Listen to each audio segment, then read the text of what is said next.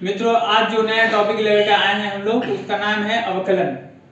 अवकलन का गणित के साथ साथ फिजिक्स में भी अपना बहुत महत्वपूर्ण स्थान है। फिजिक्स में बहुत सारी ऐसी भौतिकी राशि है जो कि समय के साथ बदलता है, तो उसको समझने के लिए, उसका आखिर समय के साथ किस प्रकार से बदलाव हो रहा है, उसको समझने के लिए हमें अवकलन का सहारा लेना पड़ता है। कौन सी ऐसी राशि है, जैसे कि त्वरण हुआ, वेग हुआ, और भी अन्य राशियां हैं जो कि समय के साथ बदलती है। कोई भी राशि है जो समय के साथ बदलती है, उसको समझने के लिए गणित का एक बहुत ही सुंदर शाखा है, जिसके माध्यम से हम उसको आसानी से समझ लेते हैं। उस शाखा का नाम अवकलन है। तो अवकलन किसको कहा जाता है? किसी भी फलन में हो रहे परिवर्तन के बारे में हमें जिससे जानकारी मिलती है उसे अवकलन कहते हैं। और अवकलन को किससे सूचित किया जाता है? तो dy/dx से सूचित किया जाता है। अवकलन को dy/dx से सूचित किया जाता है। तो इस अवकलन के बारे में थोड़ा विशेष रूप से समझने के लिए हमें एक थोड़ा सा ग्राफ का सहारा लेना पड़ेगा। तो उस ग्राफ को हम लोग खींचते हैं और ग्राफ को समझेंगे। तो उसका इक्वेशन है, उसकी इक्वेशन को हम लोग यहाँ पे ले लेते हैं y बराबर x², y = x²। अगर हम इस ग्राफ को खींचेंगे तो हमें इस तरह का ग्राफ मिलेगा। कर्व, ये कर्व का ग्राफ है। इस तरह से हमें कर्व का ग्राफ मिलेगा। जैसे जैसे x का वैल्यू देते चले जाएंगे, अब वो y का वैल्यू मिलता जाएगा और ये इसका ग्राफ धीरे धीरे करके बढ़ता जाएगा।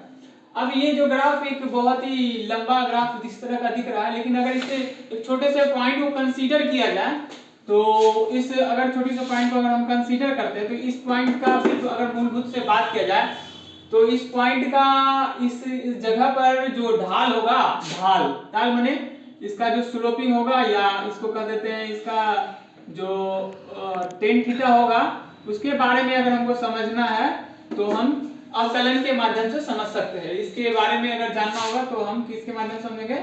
अवकलन के माध्यम से समझ सकते हैं। ये जो छोटा बिंदु है, इसकी जो चौड़ाई होगी उसका हम लोग किससे डिनोट करेंगे? dx से। छोटी से छोटी दूरी को हम लोग dx से सूचित करते हैं, जो छोटी चौड़ाई है उसको dx से सूचित कर देंगे, और जो यहाँ पे छोटा इसका ऊंचाई है इसको हम लोग dy से सूचित करेंगे। तो इस प्रकार से हमें इसके बारे में जानकारी मिलता है कि छोटा से छोटा पॉइंट के बाद का ढाल भी हम जिस गणित से जानेंगे उस गणित को हम अवकलन कहते हैं। इस पॉइंट के बारे में अगर बताया जाए, इस पॉइंट का नाम अगर P दे दिया जाए और इस पॉइंट के फिगर को थोड़ा बड़ा करके समझने की कोशिश करें तो यहाँ हम क्या देखते हैं? ये यदि कोई पॉइंट है, इस पॉइंट को अगर बड़ा करके दिखाया तो इसकी जो छोटी सी चौड़ाई है इसको किससे सूचित कर रहे हैं हम लोग? dx से। ये हो गया dx, और इसकी जो ऊंचाई है उसको हम लोग किससे सूचित करेंगे? dy से। अब ये छोटी सी ऊंचाई हो गया dy और ये छोटा सा चौड़ाई dx। इस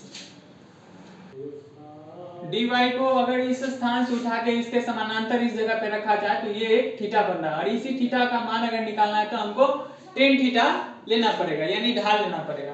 तो tan थीटा अगर लेंगे तो क्या मिलेगा हम लोगों को? tan थीटा यहाँ पर, तो tan थीटा बराबर हम लोग जान रहे हैं tan थीटा बराबर p/b होता है। तो यहाँ पे p क्या है? dy है,